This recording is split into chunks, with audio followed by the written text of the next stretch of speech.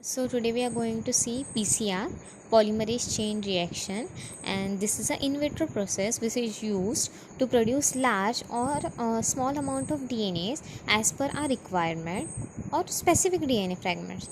And this is a method in which temperature is very important factor. The four main components used for it or target components are DNA polymerase, DNA primer, and nucleoside. So the temperatures or three steps are used for three temperatures: 95 degrees Celsius, 50 degrees Celsius, and 65, and this contains one cycle each and it is repeated again and again. So DNA templates can be selected, any DNA which is able to replicate, and RNA also can be used, but it needs to be first made again into DNA by using reverse transcriptase enzyme. Then the primer can be any primer which is able to replicate. Then the DNA polymerase enzyme used for attachment of the sequence as per our requirement.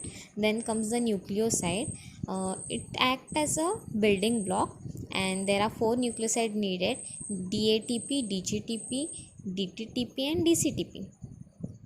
Now it contains of three stages: melting of the DNA. Now melting of the DNA is required to loosen the strand, and then it is done at 95 degrees Celsius. After that, primer is added, and to add the primer we need to decrease the temperature to 50 to 65. After the addition of the primer, extension of the cell is done by DNA polymerase because new sequences are added after the primer.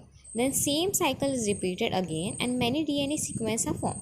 Now each cycle takes about 1 to 2 minutes, and after 30 cycles about 1 lakh DNA molecules can be formed.